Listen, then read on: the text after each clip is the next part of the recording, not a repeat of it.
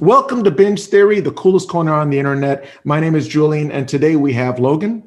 Hello. And Eric. Hello. And a special guest, David. So now we are a party of four. Hey, everybody. This is a deep, in-depth review of The Mandalorian, Season 2, Episode 8, Chapter 16, titled The Rescue. Now, this is the journey that we've all been going on, and it's come to the fruition, and I'm so excited that we have this panel here today to discuss our thoughts on not only this episode but just the overall series and this season too. First of all, David, because you're our guest of honor, if you would share your general thoughts on this last episode. What were your takeaways on episode 8, The Rescue? In one word, rad.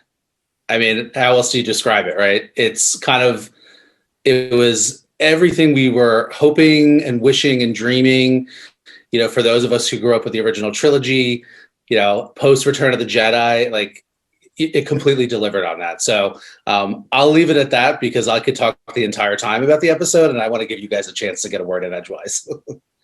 Duly noted. And this will be an interesting episode because I believe we have some differing of opinions with the episode. I was texting with Logan and Eric, and let's just say we had different responses. That being said, for a counterpoint, Logan, would you please share your thoughts on the episode? Oh, my thoughts on this episode. Well, without having the bleeper ready to go. Oh, I can bleep you in post if you like. Bleep me in post? Okay. To say I was dismayed and disappointed that this was the artistic choice they decided to make is an understatement. Jon Favreau and Dave Filoni had done an incredible job up until this point of marrying the nostalgia with a current story that it was moving the Star Wars universe forward, and to basically abandon all of that and then just kind of go back to being fans more than showrunners, and to pull the Luke Skywalker card out of the blue like they did. I thought it was an incredible disappointment and does a disservice for the next at least half a decade worth of Star Wars. Personal opinion for me, but if there is to be a sound and vibrant future for Star Wars, they have got to get the hell over that family. And bringing it back to this again just sets back all the work they had done bringing The Mandalorian into its own without relying on that family as much, or almost at all to that point. Ahsoka somewhat being the one exception. But I just, as soon as that X-Wing popped on screen, I was nope. I want to give some context to our viewers. Back in episode 6, we had a discussion about the direction this could possibly go. And one of the things I did point out to Logan was some of the internet chatter about possibly either Mace Windu or Luke Skywalker making an appearance. And Logan had a visceral reaction, duly noted. And I, when I first saw the X-Wing, again, I understand storytelling-wise how it is kind of a regressive tactic. I get that, but it's pressing that nostalgia button, which is, again, the only thing that's really keeping me at the table. But we can go into all that. Eric, good sir, what were your thoughts on this one? Because I want to get everybody's, opinion before we start, hurling, our emotions at one another. Yeah, I mean, let's see, what's the word? They seeded us in what was it, episode 6, that we were going to see a Jedi. We were going to see likely another Jedi. So I, was preparing myself for who that might be. I mean, they would have to either wrap up that storyline or leave that as a to be continued type deal, which I would have been okay with. I will say that, my inner Star Wars creature was just leaping with joy as soon as they saw Skywalker, that green lightsaber, and just the wickedness, man, that a fully Jedi capable Luke Skywalker can do. And that was just something that I had wanted to see for a long time. And so, yeah, they really did. They pushed my button. They got me. So, yeah. No, and again, I completely, well, Eric, I agree with you, and David, I agree with you, and Logan, I definitely understand your perspective. Mine was definitely, and the thing that when Logan gave that response in towards episode 6, and it did make sense. I was like, you're right. They are going back to the well. They are going for that hero characters, instead of fleshing out newer characters. But I think they struck a balance, and I think, Logan, if I'm correct, I did even say, what if it was just they touched it and went away? Because it was a cameo. It doesn't necessarily mean that they're involving the new Skywalker storyline. It's just, yeah, he's in this universe too, but it's like a cameo. And I think I even drew a comparison to, for those that saw the movie Shazam, at the end of the Shazam, Superman made a cameo. Mm-hmm. So I'm giving them that freedom to at least. It maybe would have been better if they just showed a little bit of them. I want to talk about and this. Can I add a thought in there? Absolutely. Because I don't. My response was, I thought the episode was rad, the whole series. But I don't disagree with you at all, Logan.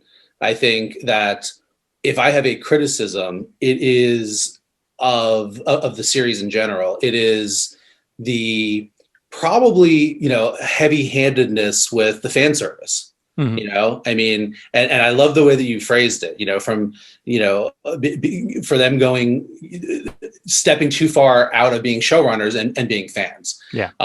Now, I think that you need, I don't know if you need, but I think it makes the series stronger when it does cross-reference the rest of the Star Wars universe. I mean, that is very satisfying. Mm-hmm. It's like eating a good meal when you do it right, but it can be overdone. And I do think that they tread the line. But I agree with Julian. I didn't see this as going back to the Skywalker family. I saw this as a cameo, as one piece of just delicious red meat for, so many Star Wars fans. And I certainly wouldn't want Luke Skywalker to be an ongoing part of the Mandalorian, series. I don't think that's going to be the case. Now, maybe we're going to hear about, a Luke Skywalker training the young Jedi series, and maybe they are going to cast Sebastian Stan to do that. I don't know. I mean, I could see them doing that, and that would be a whole other can of worms. But for what it was, for a season finale, building up the whole storyline of Baby Yoda, Grogu as this powerful Force wielder, and all of the hints that they left along the way, like Eric was pointing out. I mean, I would have been shocked if it wasn't Luke Skywalker, even though I was shocked when I saw him. So I think a little bit of both of those perspectives is probably the more realistic and fair way to critique the episode.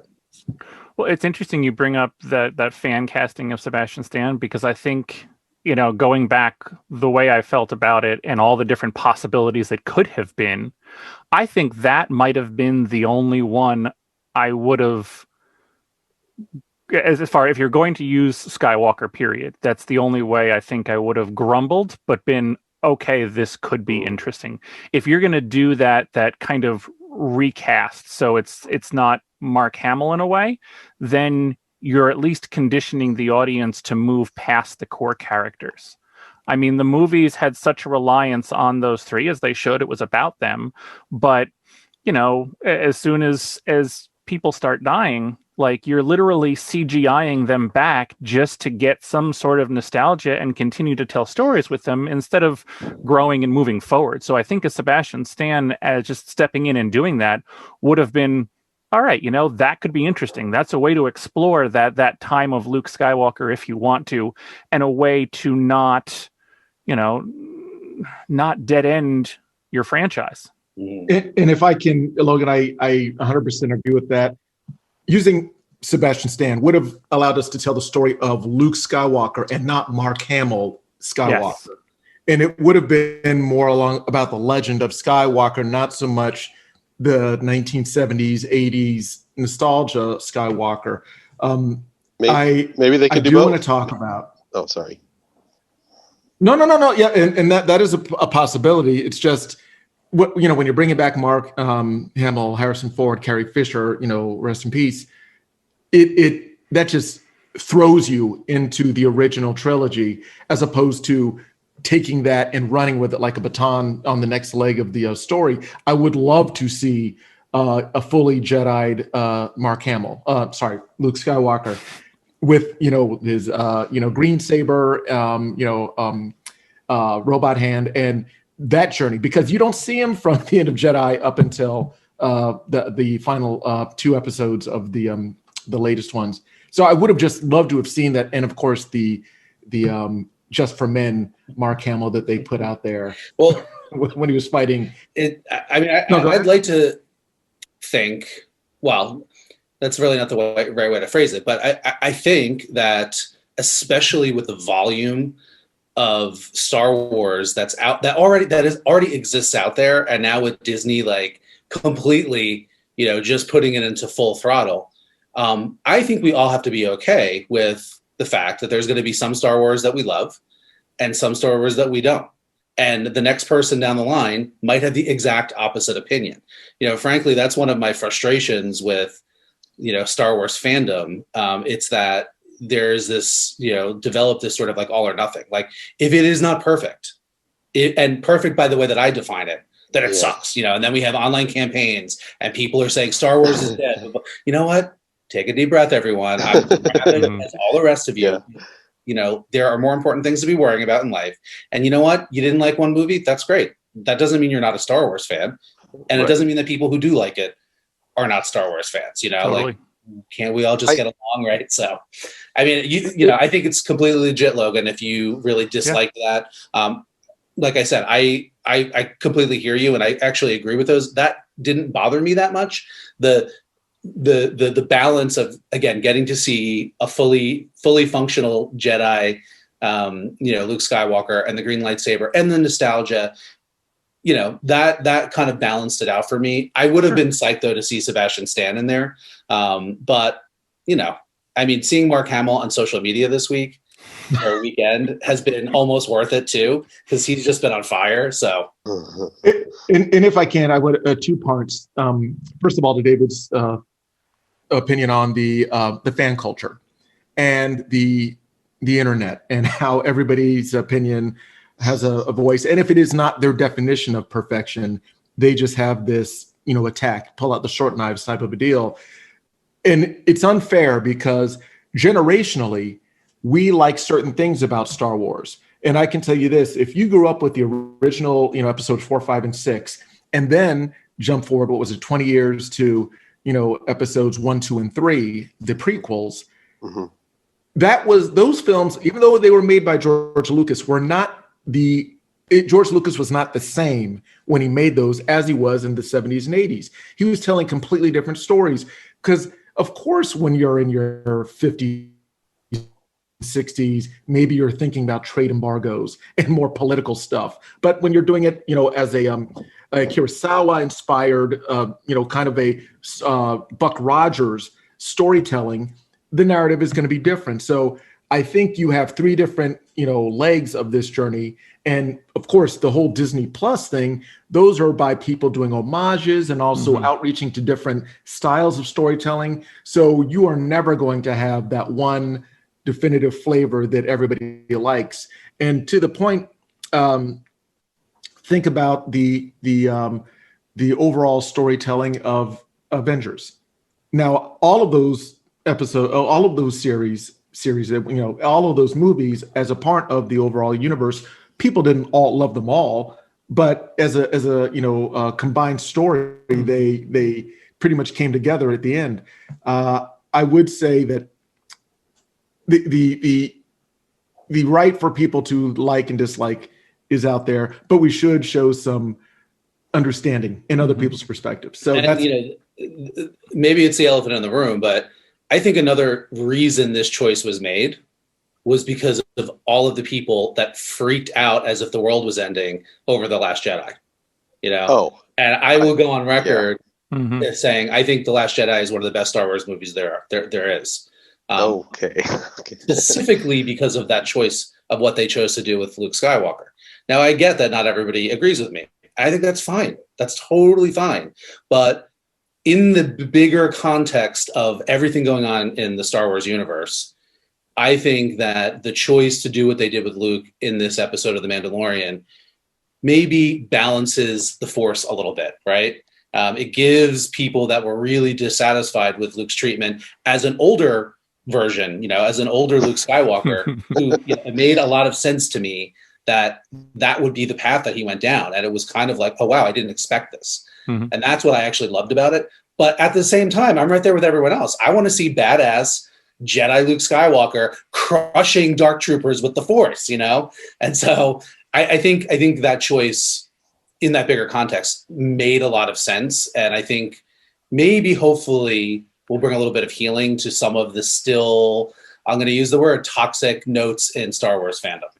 And I think Star Wars has had it harder too, because unless you were a hardcore fan who was trying to go into the novels and comic books and video games, and you were just more of a cursory, fan who enjoyed it, you've only had 9 movies up until this point. And they've been spaced so far apart. I mean, think about something, I'll compare it to Star Trek, where you've had a series and then 6 movies, and then 4 serieses and a whole new movie crew, and then the third movie crew, and now more series. There's been so much content that you can almost dilute some of those visceral responses because there are so many time frames and so many different lead characters. And, Janeway's my captain. Well, Picard's my captain. Well, you could have so much more spread out that you can kind of get with, whereas Star Wars has had, again, my biggest complaint and its strength at the same time is you've had that Skywalker family since the 70s. I mean, that's all there's been.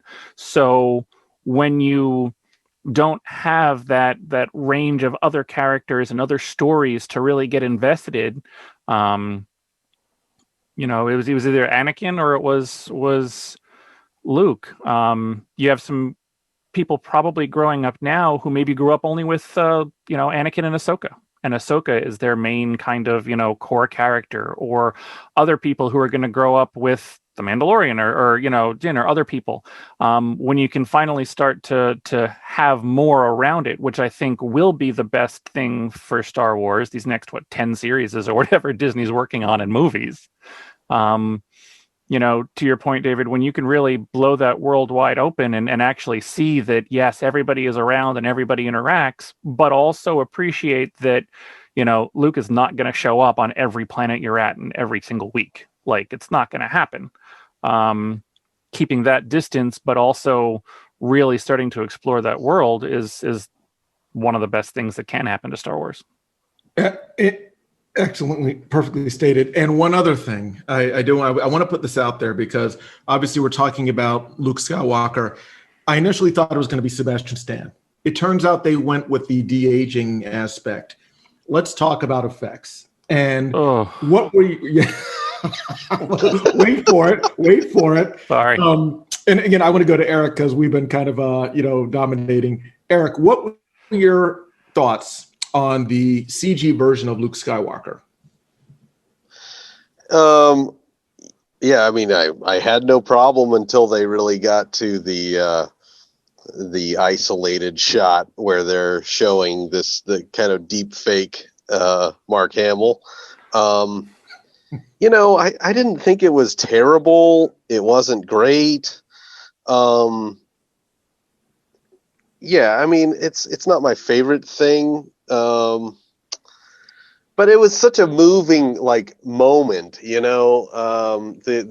moment between Grogu and the Mandalorian. There was such a wave of emotion there that, how it looked, some of the things looked on the screen wasn't my of utmost importance to me at that point. Yeah, I would That's agree with that. a good point. Yeah, David. It was. I mean, I hesitate to be overly critical because the fact that we can get that close is pretty phenomenal. I don't think it was as good as Tarkin in Rogue One, but I think it was probably better than Leia in Rogue One. And so, I mean, it is what it is. It's pretty phenomenal that we can do it. And we all know that it's not real life Mark Hamill. So if you can just sort of take it all with that one little grain of salt, and again, I think the point that I was making before, that I don't think that they're going to be going back to the Luke Skywalker well regularly. That's a good reason why, right? They can't give us Luke Skywalker constantly with that definitely not real CG. I mean, it just, they couldn't pull that off, nor would we want them to. So I'm with you, Eric. I thought that overall, even though it wasn't perfect, that's the kind of thing that I don't focus on too much. It doesn't bother me all that much. I mean, yeah, we could dissect it and throw it up on the screen big and, zoom in to see the, pixelation and everything. But, what's the point of being a Star Wars fan at that stage of the game if your only, hope and goal is to pick it apart until there's nothing left, right? So I'm going with a grain of salt on it. I thought it was garbage. Logan?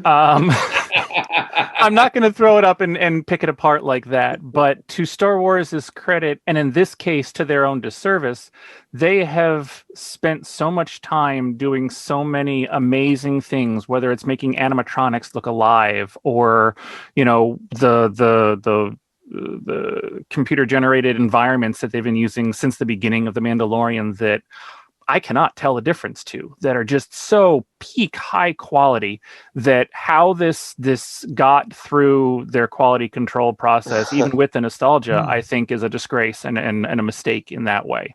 One more reason I think Sebastian Stan would have been a much better choice or something else. To your point too, I've seen plenty of actual deep fakes using some of that less than savory technology that look 10 times better than that.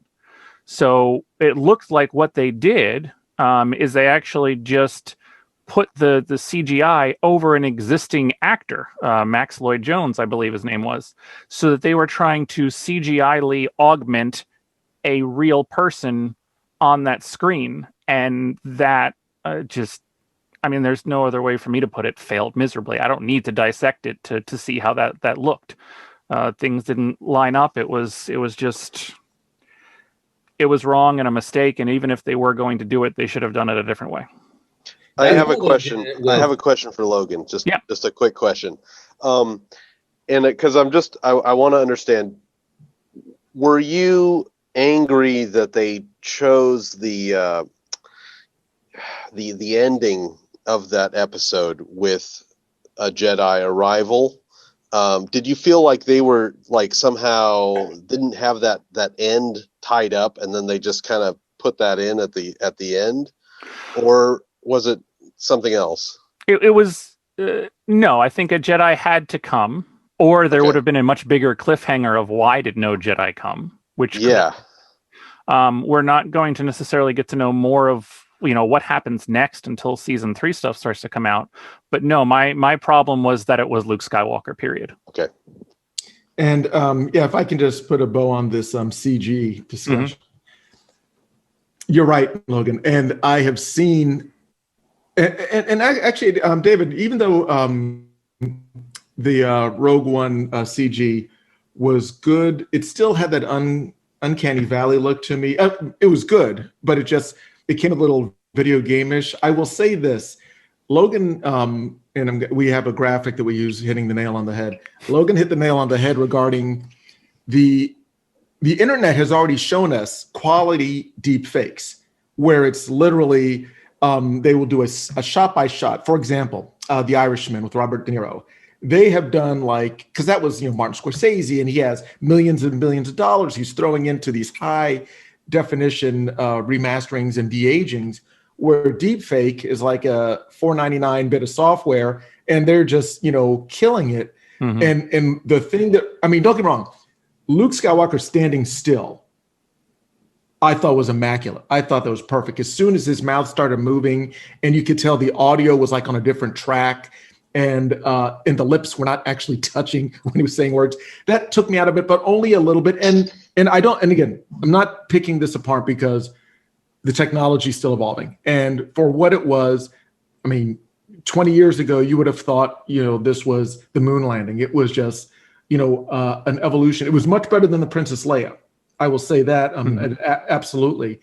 And to Logan's point, if you're going to do it right. I can get that as well. I just think that they're spending more money to try and do something that's already been mastered with a cheaper budget. And I think that's just Disney. I think that's in their DNA. They think throwing money at a problem, they will assume it'll work better when the simpler solutions usually work. I will say circa George Lucas, 1976 or 8.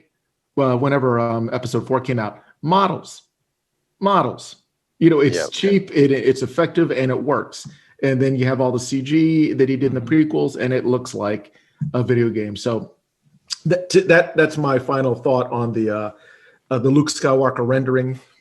Whether it was the right decision to make, I guess we can agree to disagree, or love certain aspects of it, or not like so much. Can we all agree, though, that even if we didn't like the Luke Skywalker treatment, that seeing R2 was pretty awesome? Thank you. R2 was always awesome. They did R2 perfectly. R2 group hug now. Yeah, the way they de-aged R2, that was perfect. I love that aspect of them. Yes, and speaking of which, let's talk about the emotional beats with Mandalorian taking off his helmet, for Baby Yoda to actually see his face. I loved it, but they've already shown Pedro Pascal 3 times or 2 times before that. So it kind of took away the real emotional impact. Still loved it. Just if they're paying me to write their scripts, which they're not for some reason, I would have said the time where he's in the base doing the face scan in the last episode, maybe just show him like a behind the ear shot, over the shoulder shot. So you kind of get the feeling that he's making the sacrifice, but they were holding on his face so long that this time when he takes his helmet off, they've already, excuse the expression, kind of, wasted that whole moment. And I loved it because it showed how much he loved, Baby Yoda, Grogu. But I think they wasted that emotional impact by showing his face multiple times. What are your thoughts? I agree. Yeah. It would have, if they waited for that last episode to do it, I agree. It probably would have had a much more of an emotional impact. But, in the context of the other episodes where, he took the mask off, it didn't seem like it was off. It seemed like they were building up to him being more comfortable with it. So it's less of an issue with the fact that they did it earlier, but in hindsight, I agree. If they had waited, it would have been a little bit more powerful now. So, I want to throw something else out there. Speaking of the ancillary stories and the offshoots to different narratives, what do we think of the Book of Boba Fett, which was a teaser after the credits? I hope everybody saw that after the credits, where Boba Fett goes to, and Logan, thank you for your background, Jabba's palace, and he straight up murks Bib Fortuna, who had put on a little weight. It looks like he was coming into his own Stop in this. Yeah, he usurped the throne. The king is dead. Long live the king. Boba Fett and Ferric are now in charge of that palace. And it almost reminded me of the ending of Conan the Barbarian, where he achieves his mission, and then he's sitting on the throne. And he's like, but that's another story. So, what are your gentlemen's thoughts on the announcement of Boba Fett having his own story coming out starting December 2021? David, I will let you go, good sir. Oh, okay. Thank you. Well, I was a little bit cringy about Boba Fett, the prospect of him coming back. We all know all of the theories about him escaping the Sarlacc over the decades, and it's now canon that he definitely did, and in part for everything that Logan was saying earlier about the reliance on the original trilogy characters. I mean, let's face it, Boba Fett was like a cool, very, very minor character in the original trilogy, right? And people for some reason glommed onto that. And I always thought he was cool. I never really was like a total acolyte to the Boba Fett / Mandalorian sort of thing. So I was not thrilled when it was thrown out that he might be coming back in The Mandalorian. However, I was really happy with the way that they played it. I thought they did it right. He's evolved as a character. He had a purpose and a role. I'm kind of glad that it doesn't seem like he's going to be, again, a recurring character in The Mandalorian. I think it would dilute the rest of what that show's about. So with that said, you know what? I'm all in. Let's see what they're going to tell us. Is this going to be a series of Boba Fett now, in Tatooine as the warlord or whatever? Is this going to be vignettes of Boba Fett through the years?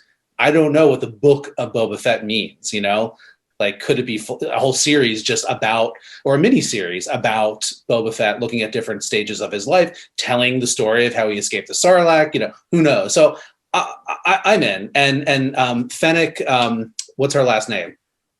Shad? Oh, Fennec Shand. Shand. Mm-hmm. I love her too. The actor is amazing. The character name is amazing. And how they treated her in that scene. She shoots everyone. She frees the slaves. She walks in. She doesn't need to be center of attention. She doesn't sit on the throne. She gets the glowing blue booze and guzzles it.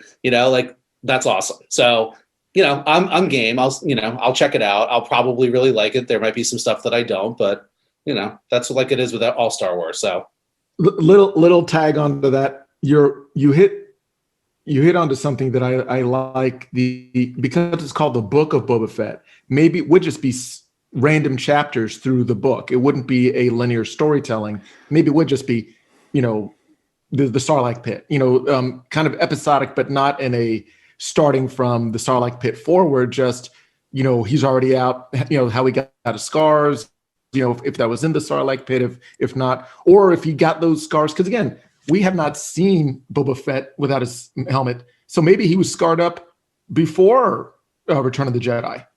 Maybe that's just wear and tear. I mean, he did have a dent in his helmet. So who's to say if those scars were not just a part of Boba Fett for, decades before? Yeah, I mean, I think actually that could be, if that's the way they're going to go, that would be a big concern, because I think, they would want to fall into the Solo trap where they try and answer too many questions about a character and in turn spend so much time in a movie answering questions that it almost does a disservice to the character, then kind of keeps some of that mystique. So trying to find a way, because, really, we don't know anything about Boba Fett. So why does, the most feared bounty hunter in the galaxy need a palace? Why does he want to sit down somewhere? Like, there's a lot of motivations and purpose and drive behind him that we know nothing about. So I think exploring that, especially with those two particular character actors, that is, in Tamara Morrison and Ming-Na Wen, I mean, those two themselves kind of sell me on, yeah, I'll check it out. But as long as just, they stay away from the Solo trap, I think they'll be in good shape. The answer to the question of why does he need a palace is because, like the rest of us, he's getting old. He needs to sit down and relax a little bit. Well, and that's what it reminded me of with Conan, because when he got older, he he wasn't a barbarian; he was like a king or a warlord. So yeah, you gotta find a place to rest your hat, so to speak.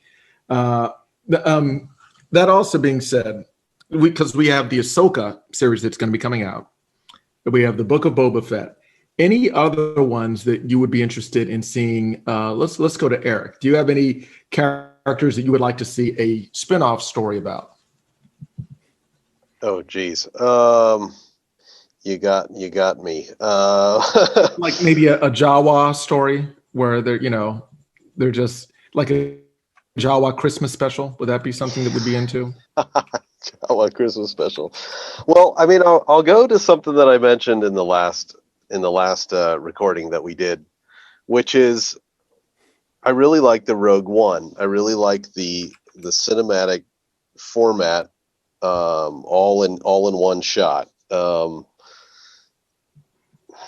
So I don't know if I necessarily like the episodic thing going forward. I think they pulled it off in The Mandalorian, but I don't know if I'm fully bought into that. So I guess I'd just like to see more kind of screenplay, really nice sets, and just high quality Now, production. are you talking about like a series or a movie? Because obviously Rogue One was a movie, but do you have a preference? Yeah, no. I guess what I'm just kind of, I guess with streaming you could do anything, right? I mean, you could put out a movie, or you could do things in an episodic format, and so. Yes, having said that, I would prefer one movie, a really well done movie on a particular subject matter.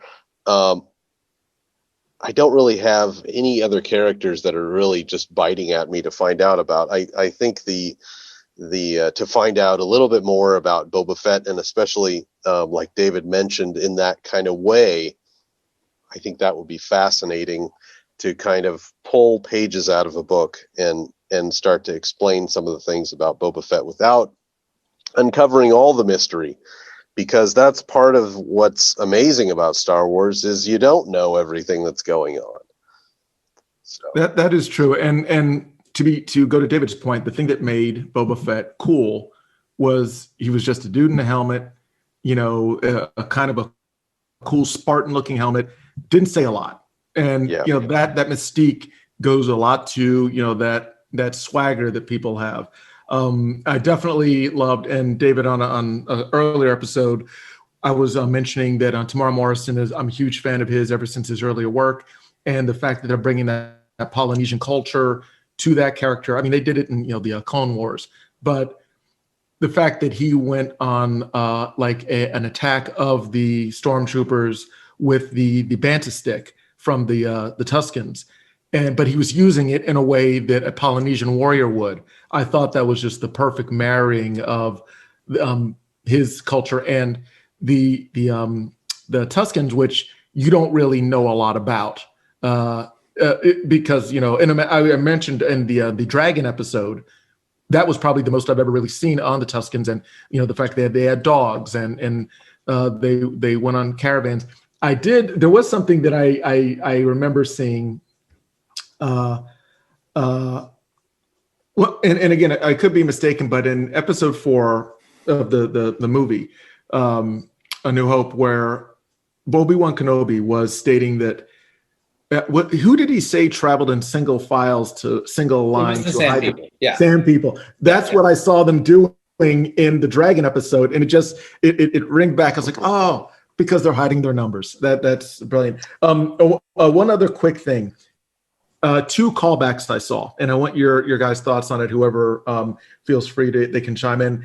The launching of the TIE fighters from the ship, that's straight up Battlestar Galactica, where they come shooting out of the. I just love that. And secondly, Luke Skywalker doing the tunnel kill march when he's just slicing and dicing dark troopers. right out of the end of Rogue One when Darth Vader was going down and slicing and dicing, the Rebel Alliance. Please discuss. Completely. I mean, the Darth Vader scene in Rogue One still to this day gives me chills, right? Yeah. One of you guys said it earlier, Eric, I think it might have been you, that this treatment of Luke Skywalker in The Mandalorian was, well, again, it was sort of like the modern day sort of version of what Jedis can do, which was not available back in 1983 when they did Return of the Jedi, which was still leaps and bounds better than what they did in A New Hope with when Obi-Wan and Darth Vader fought, right? Where it was like, Yeah. if you're listening, Yeah, I'm just like swinging my broomstick instead of, choreographed lightsaber battles. But at any rate, that obviously was the case with the Darth Vader scene as well. Like that was the first time that we actually ever got to see Darth Vader be the monster, right? The really deep, terrifying villain. And this is kind of the flip side with, Luke Skywalker. You got to, kind of see him do his version, the good guy version of it, I suppose. Julian, I completely agree with the TIE fighter, blast scene. It obviously was evocative of how they did, treated the ships launching in Battlestar Galactica, the reboot, which, with Katie Sackhoff being Bo-Katan, like, I was like, maybe that's blending a little bit too much of a nod. I don't know, but I'm not a gamer. I've never been able to really focus on video games, but when I saw that scene, I said to my husband who was watching with me that, like, that made me want to play that video game. Like I wanted to be in the video game driving that TIE fighter blasting out into space. So, that I think if the show can make me want to play video games, then it actually, it was pretty effective there. Well, and let me put this out there, bringing up, and forgive me, Sackhoff. What's your name again? Bo-Katan. Katie. Bo-Katan. Bo-Katan.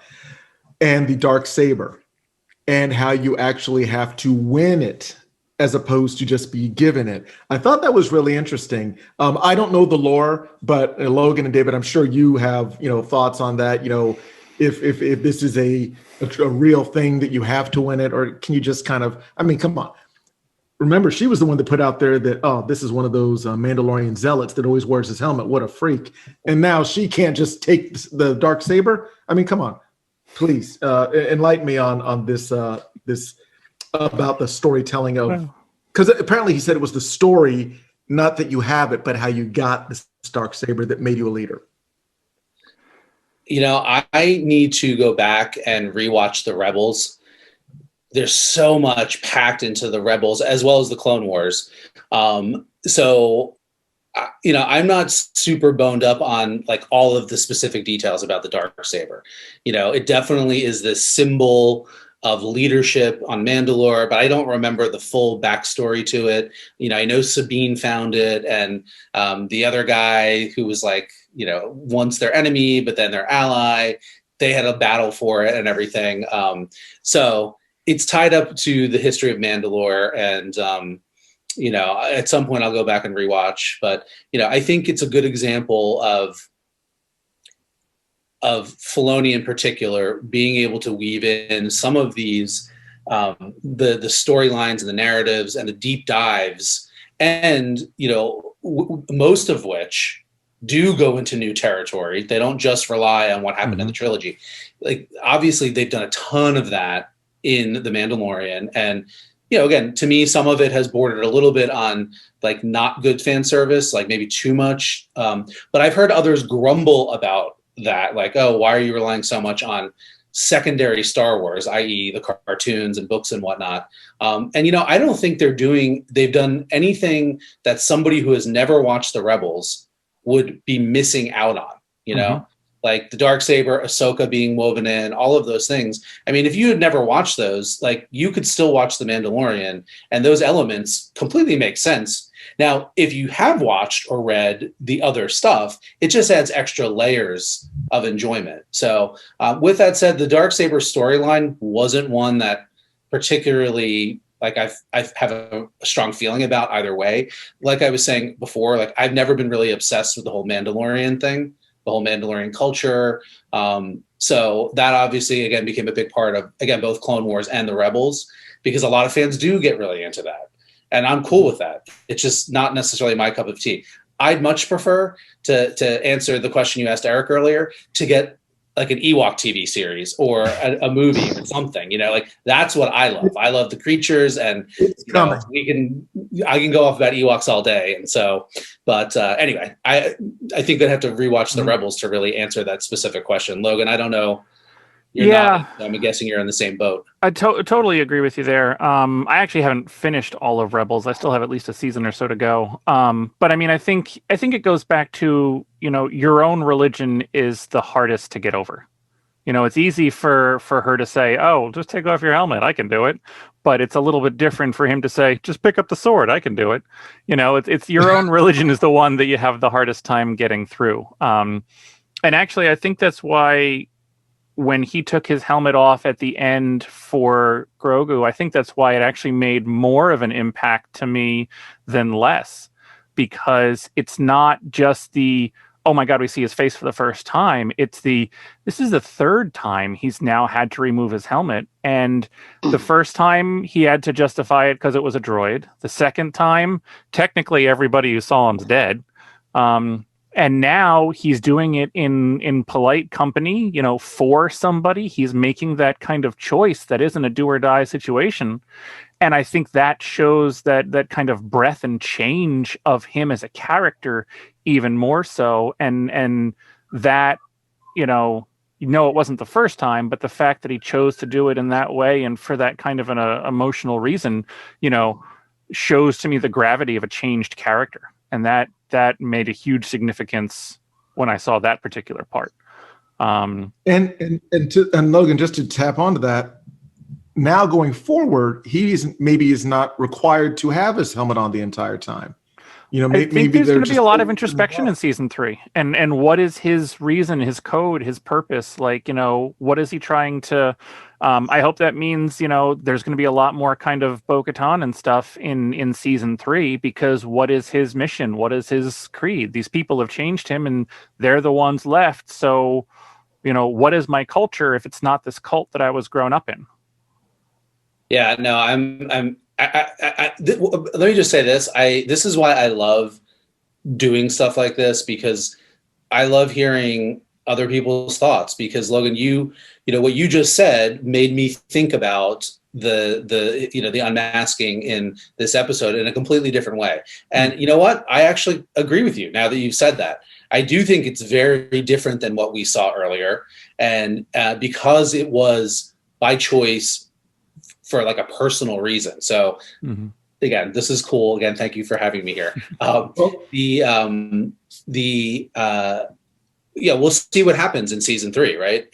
But we know that the original group that the Mando was part of is gone, with the exception of also one of my favorite characters ever, the blacksmith, right? So, but he has been now exposed, and his worldview has been, blown open, because now he's seeing these other Mandalorians, and Boba Fett, who is like not technically a Mandalorian at all, and his worldview, like you said, is really just sort of blown open, and it's kind of like, the idea of only ever being exposed to your religion or your cult or whatever, and then finally realizing that there's a bigger world out there. So it will be really interesting to see where he goes with that. I mean, I think clearly the implication is that he's giving up on some of that maybe fanatical point of view. I'm really interested in what happens when he crosses paths with the blacksmith again, because she's going to be like, this is not the way. Mm-hmm. And you know what I find in 2 points. One is, you're absolutely right. It's a big galaxy. So yeah, you could have a religious faction on one side, and then an extension of that, thinking of it like, using the example of like Christianity, but you have Catholic, you have, a Baptist, you have different paths, if you will, to their spirituality. I would say that also, to Logan's point, it's almost as going this entire season 2, specifically season 2, the Mandalorian was metaphorically and literally shedding his armor. when little baby Grogu was being taught by Ahsoka how to use the Force, and he was like a proud dad playing catch with his kid. Because that's the first time you really saw him emote, was when he said, "All right, take the ball from my hand." And not that that's not a snatch the pebble from my hand reference. Maybe it is, maybe it isn't. But baby Grogu gets the gear shift, and he's like, "Yeah," and that's the first time I've ever seen the Mandalorian show emotion. And he's like, no, him, disarming himself in that way, and slowly, like Logan is saying, finding the ability to take off the helmet without it being so important, because there's something else that's come along that had greater urgency to him than this religion. And also the fact that he met these other Mandalorians, and maybe he's like, well, what am I doing? Is it really that big of a deal? But I love that you just made, again, like a real world religious analogy, because now that I'm thinking back on the scene in the cantina where they all kind of meet up, it's kind of exactly like real life. You have all of these Mandalorians, and all of them are telling the others like their version of Mandalorianism isn't the right one. I mean, it's like this happens in the real world, right? And you're not a real Mandalorian. Well, you believe this. You know what? You're all Mandalorians, right? Like, just, you can be different, hug it out, No, you're exactly right. Because one was like from that, very strict sect. The other one inherited it from his father, who was a foundling. And then the other two were kind of like the mainstream. So yeah, that is ironic. You're not a real Mandalorian. Well, you're not a real Mandalorian. Mm-hmm. It is interesting. This is the way. No, this is the way. Yeah, and unfortunately, that does kind of tap into some real world issues that we have going on here, where if you meet somebody who's not your definition of something, then apparently they're the enemy. And now, what did you think about Boba Fett going hands on with the other, Sasha Banks, who played Casca? Because they had like this animosity, and she was talking some smack. She was like, I didn't know sidekicks could talk. And Boba Fett's like, easy little girl. Like, that's the popcorn kettle black, using Star Wars, terminology, right? So, I thought it was a cool tiny little fight scene, a little bit of action. It underscored everything we were actually just talking about. I'm sure there's diehard Boba Fett zealots who are just, chewing on nettles right now because a girl beat his ass. We don't really know anything about her other than she's this kind of, sort of very kind of cocky, secondhand person to Bo-Katan. And so I thought it was cool. I have no problems with it. Mm-hmm. And speaking of action scenes, Logan, what was your thought on the hand-to-hands when the Mandalorian was trying to shut the Dark Trooper door? And I thought that was just a great use of suspense and action all kind of together, because when they got their hands in the door and they were slowly prying it open, and you're just like, oh no, what's going to happen? And then and just how robust and violent they were. It's like right out of Terminator. What were your thoughts on that scene, Logan? Yeah, no, I thought that was great. I actually wondered how many of them were going to come through. Like they kind of dialed up that suspense pretty well. And then, you kind of figured he was going to have significant trouble with the one, enough to know that if they all got through, that would have been it for him. But I think all too often, you have this kind of enemy like that, and then that's it. Like, okay, phew, you blew him at the airlock. Well, they're robots. Why don't they just fly back in the open, ship? Oh, wait, they do. Like, I thought that actual kind of, use of that and understanding, like, what would they do in real life? Well, they would find a way back. And doing that was a really cool resurgence of them, and kind of, obviously they had to set up everything else that was following. But it was a good use of, not just being like, oh, well, why didn't they come back? That's a stupid hole in the story. Right. But can we just talk about, we were talking about the Battlestar Galactica vibe of the TIE Fighter. Those things, those Dark Troopers, they almost looked like Cylons. Oh, very much so. And so Yeah, I don't know how deliberate that was. I mean, I don't know what connections there might be between Favreau or Filoni or whomever else and the Battlestar Galactica world, or if that was just sci-fi coincidence. It was a little bit too close, honestly, for me. But that aside, the other thing that I couldn't help but think about is Favreau weaving in a little bit of Iron Man, with like the suit, the robot suit with the feet that have the jetpacks in them or whatever. And I don't know There's if a that lot was of Iron Man too. You're right. to kind of be a nod in that world, or if it's just part of his own, sort of his style or whatever. But I was picking up on all sorts of little like nods or nuances, whether they were deliberate or not, with those Dark Troopers. The other question, and I'm going to answer it myself, is so what happens to the Dark Troopers? And this is one of the potential pitfalls of kind of retro telling these stories in pockets of time where the story, we've seen what happens in the future. So what happened to those badass Dark Troopers that are seemingly more powerful than any droid we've ever seen? Why didn't anybody use them after that? And so my logic is anything from the budget required to do it just didn't exist anymore. The plans didn't exist anymore. They got destroyed somehow.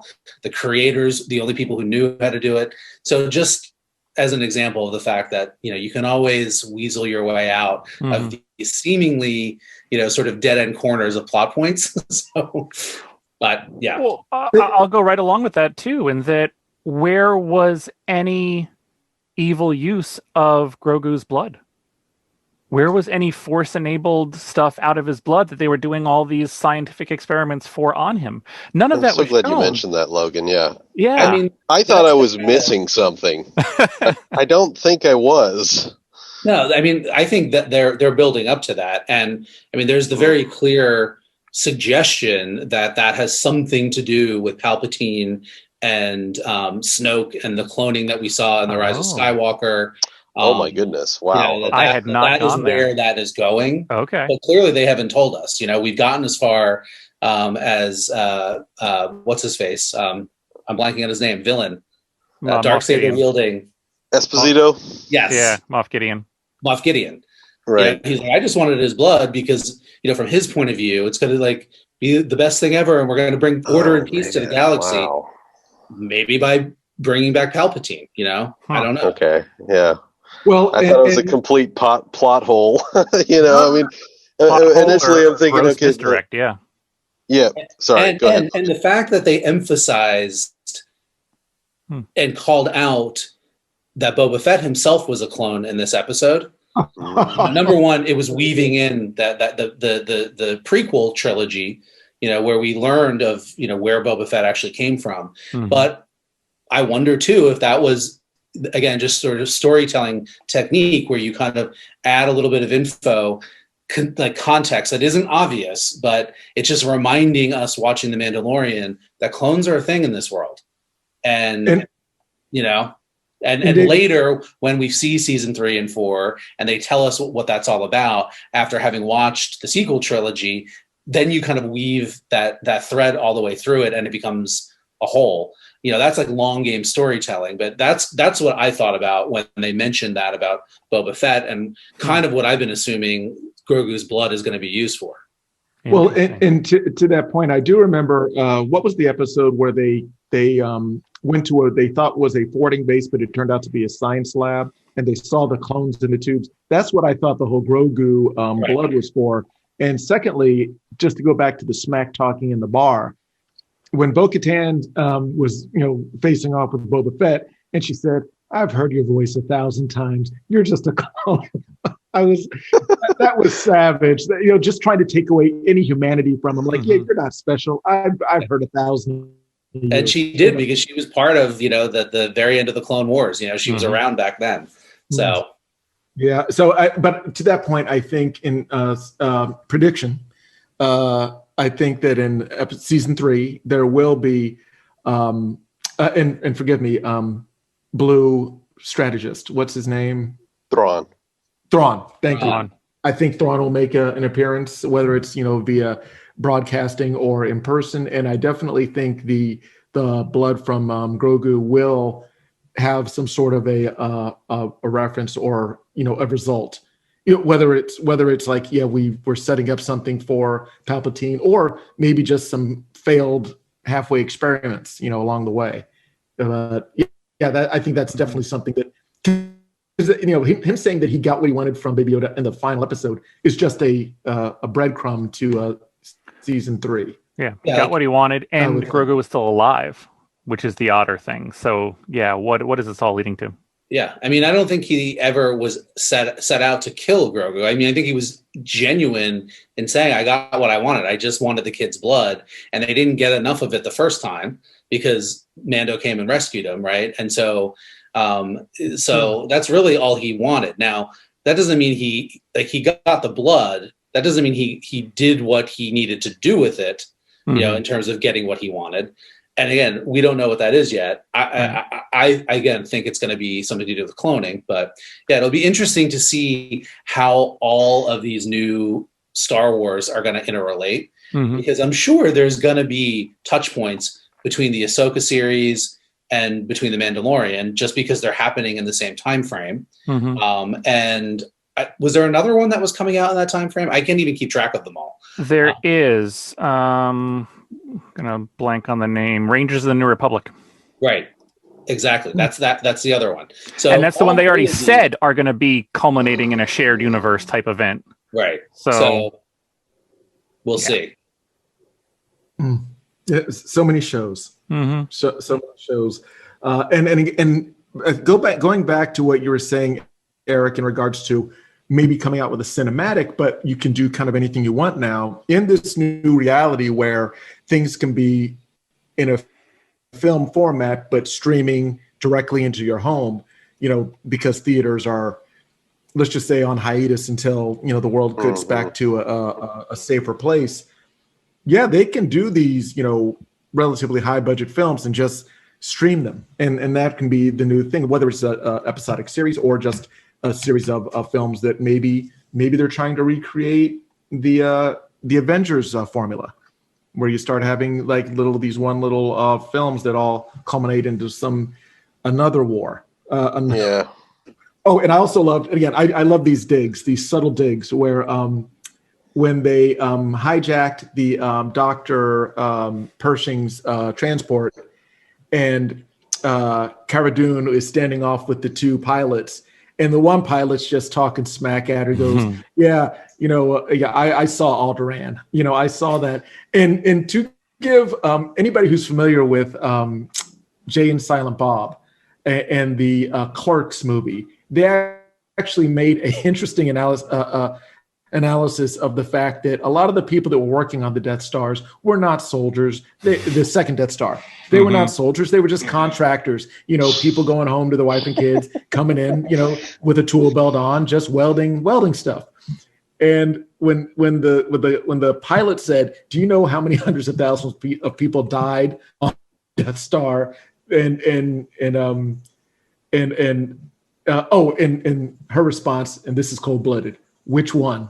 Yeah. And I was like, yeah, that's like, and we heard that joke before. Somebody else said which one, because they're blowing up Death Stars left and right. But I love those kind of deep dive, slams that they're giving. Like, oh yeah, I saw your Alderaan tattoo. Yeah, well, how's your second Death Star coming along? Just savage Star Wars slams. They're like living memes.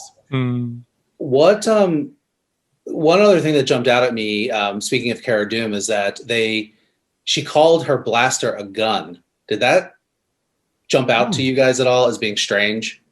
Like, gun isn't a word that I think of in the Star Wars universe. So it was just me. Okay. I've heard no. Well, here's the thing. I've heard a few other words that, well, let's just be frank. Dr. Pershing, does he have is he a PhD? Did he, I basically just let it pass, but when they're using terminology, and let's be frank, they are speaking in English when there was no England. Yeah, no, but yeah, to your point, that is right. Yeah, gun versus pistol versus kind of blaster. like if they referred to an X-wing fighter as my jet. Yeah. You know, like it took me out of the moment, the Star Wars universe, just for a second, if only because it made me wonder, wait, is this a word that they use? Like, Yeah. maybe the big ones are guns and the handheld ones are blasters. I don't know, just a little thing that popped into my brain. Yes. No, that one of many things that we can set the internet on fire over. I'm sure there's people battling over it right now, and Mm-hmm. it ruined Star Wars. She called it a gun. Exactly. But all in all, I think one of the things that I love most about this universe, as with Battlestar Galactica and Star Trek, is that we all have a shared experience over a cultural cornerstone, and being able to come together and reference things that, whether or not we fully interpret it the same way, isn't really the point. It's just that we're all having a shared experience. And I think that, especially in this new age of remote access and remote communication, is kind of one of the threads of our society where we all can say, oh yeah, I know that too. We experienced that, not together, but in a similar fashion. So that's one of the things I do. And again, I love these video podcasts that we do, because again, getting different perspectives and talking through things and sharing them with all the good people out there in the interwebs. So good stuff. Well, guys, is there anything else we want to touch base on? Because our time is coming to an end, and it's been a blast. But I want to make sure that and also this is going to be our last episode of the year, and we'll be coming back in 2021 with new prizes and new games and new graphics and maybe a new soundtrack. And maybe Eric will have different facial hair. You don't know what's going to happen. But before all of this, guys, is there any parting thoughts? Anything you're binging on? Anything related to this, or just in general that you want to put out there that people should, probably try and take on over the holiday season? I mean, the only thing I'll say is, to I guess leave this episode the way I started it, with just a little bit of shade. Try not to think too hard that Grogu's now dead because he was killed by Kylo Ren. Because if Luke had him, and Luke had been teaching him at the new school, we're not going to discuss that right now. Oh my God! Now he's dead. So Merry Christmas, Happy New Year. Don't think too hard about it. Oh my God! Oh man! Oh my God! That is that. Well, I'll turn it around, and my final thought will be: if you have not already done so, do yourself a favor and seek out the Star Wars Holiday Special on YouTube. Last I checked, the whole thing was up there. Don't watch it sober if you can help it, because it is strange and bizarre and something that every Star Wars fan should see at least once. And now is the perfect time of year to do it. So that's what I'm going to be doing this week. Yes, it's so bad it's good. Yeah. Eric, anything going on in your neck of the woods? Just quick thing. Last night I watched Elf with my fiance, another very early Jon Favreau production. Oh, I didn't know he produced it.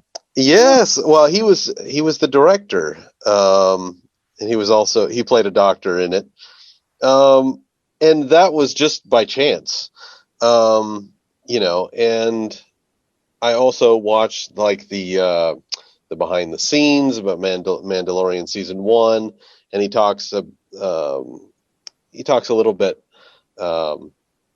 in that, and I've seen interviews with him and stuff like that. And so just the finale of Mandalorian season 2, with the kind of moment between Grogu and the Mandalorian and taking the mask off, I thought that he really nailed that moment. And I'll just add in another thing that I was feeling when that happened, and it related to COVID, right? It related to the removal of the mask, and that things are going to be okay. So that was an added element, and I'm sure they probably never meant to have that as part of what you're supposed to feel about that. but for me, the removal of the mask, it's always been, it's been something that's been very much on my mind lately, that we can somehow get through this really tough stage that we're at right now, and hopefully create a big bonfire of masks. So that's my 2 cents. No, that's life imitates art, and if we can all just listen to Dr. Pershing when he's giving us instructions on how to fight COVID, I think we'll be all much better. I'm sorry, did I say Pershing? There you go. You see what I did there? Here on all of that. Yeah. Well, guys, it's been again awesome, and David, hopefully you'll be joining us again in next year's episodes. We're going to be doing obviously episodic breakdowns, but also maybe just some movie reviews in general. Count me in. I love doing this stuff. That's awesome. Thank you so much for being here. And again, we want to thank everybody out there for joining us. Don't forget to hit like, share, and subscribe. Share it with your friends if you think they're movie fans, TV series fans, anime fans, comic fans, whatever's binge worthy. We have it here. So remember to be safe, take care of yourself, take care of one another. And if it's worthwhile, it's worth binging.